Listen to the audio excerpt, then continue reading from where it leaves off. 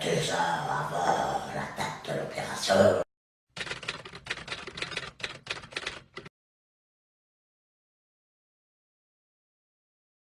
j'ai commencé à perdre ma voix, mais je perdais ma voix comme tout le monde qui peut perdre sa voix, parce que comme j'ai un métier dans lequel je dois m'exprimer, inévitablement, on a mis ça sur le compte d'une fois fatigué, de problèmes, j'ai des compagnies. Donc j'allais voir mon guitariste, et puis on traitait le local, quoi.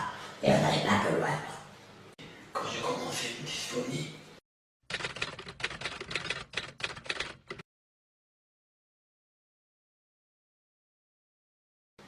j'ai un peu traîné, j'ai mis un peu de temps. J'ai dit que ça pouvait être un problème conséquent. Donc je suis resté plusieurs mois en me disant, c'est peut-être les pollens, c'est peut-être... j'ai pas fait prêter très attention. J'aurais peut-être dû. En plus d'avoir perdu ma voix, j'avais des sensations un peu bizarres quand j'avalais. Donc je sentais la nourriture qui me passait vraiment dans la gorge, quoi. Et une des cousines qui était là, qui est infirmière, elle me dit, écoutez, c'est bizarre, tu devrais consulter un ORL, parce que je pense que il y a quelque chose qui n'est pas normal. Et en consultant l'ORL, ici au CHU, on s'est rendu compte qu'effectivement, j'avais un problème sur une corde vocale, et qu'il était temps d'envisager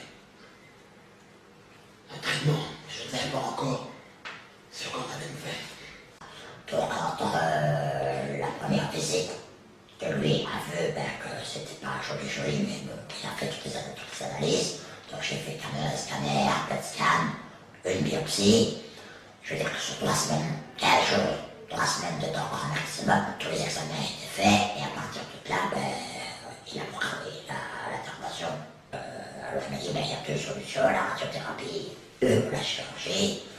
Et la question subsidiaire m'a été, qu'est-ce que c'est le mieux? Donc il m'a dit, la chirurgie, il y a de mémoire, c'était plutôt 10% de taux de réussite en plus que la radiothérapie. Allez, on y va, quoi. Oh, j'ai été resté hospitalisé un mois, 4 semaines, sans être critique, parce que j'ai été très bien pris en charge par le CHU. Mais effectivement, après la décision d'opération, on m'a demandé que si j'avais pendant un certain nombre d'années dégluti d'une manière habituelle, j'allais devoir changer cette manière de déglutir. J'allais devoir m'habituer à avaler différemment. Ça va pas tout ce qu'on m'a dit. Parce que j'ai toujours envie de savoir ce qui va se passer. Mais dans la réalité, oui. Parce que ça sert à rien de vouloir expliquer de trop. Parce qu'à ce moment-là, on va commencer, je veux dire, à trop emberger, à trop réfléchir à ce qui va se passer. Elle m'a expliqué, c'est assez technique, donc on m'a fait ce qu'on appelle une shape. Donc c'est en fait l'ablation vocale, une partie de l'épiglotte, une partie de la pomme d'Adam, une partie du larynx, et puis après, on reconstruit un petit peu tout ça, ce qui me permet d'avoir de nouveau accès à la parole, même si elle est différente, et au fait de pouvoir redéglutir, manger et boire, au début avec un peu de difficulté, mais par la suite, ça se passe relativement bien. Ça, c'est ce qu'on appelle le CHP. Mais vraiment expliquer, alors aujourd'hui, j'ai pas toutes les pièces qui manquent. C'est-à-dire que tout ce qu'on a enlevé, je peux le schématiser.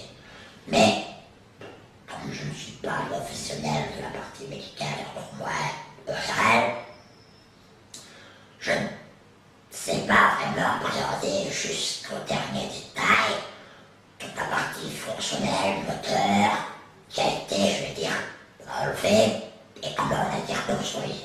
Et que j'ai une partie de larynx qui est partie, je sais que mes cordes vocales ne sont plus là, je sais qu'on a reconstruit une certaine partie, qu'on a modifié un certain nombre de choses, l'emplacement des pilotes, des choses comme ça, pour que le processus de discussion puisse se faire.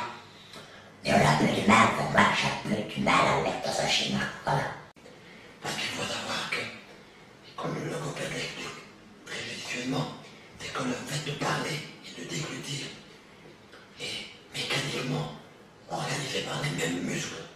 Donc, si on vous apprend pas à parler correctement, vous avez effectivement des difficultés à déglutir.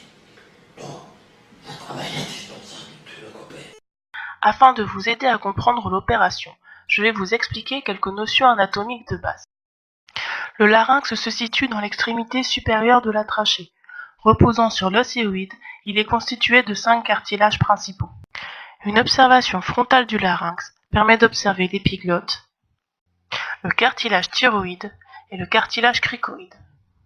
Afin d'observer les deux cartilages manquants, il est nécessaire d'effectuer une coupe transversale permettant d'observer les structures anatomiques internes du larynx. Posés sur le cricoïde, nous pouvons désormais observer les deux aryténoïdes, symétriques et mobiles. Nous pouvons ici également observer les muscles vocaux proprement dits, à savoir les cordes vocales. La laryngectomie partielle avec CHEP consiste à l'exérèse d'une partie du larynx avec reconstruction. Ainsi, l'opération chirurgicale consiste à sectionner une partie du larynx, à savoir le cartilage thyroïde, les deux plis vocaux, les deux plis vestibulaires et le plus souvent au moins un aryténoïde. Les 3/4 de l'épiglotte sont conservés. L'excision étant centrale, il s'agit ensuite de remonter la trachée en fixant le cartilage cricoïde à l'os hyoïde. L'exérèse est donc importante et provoque un raccourcissement du larynx.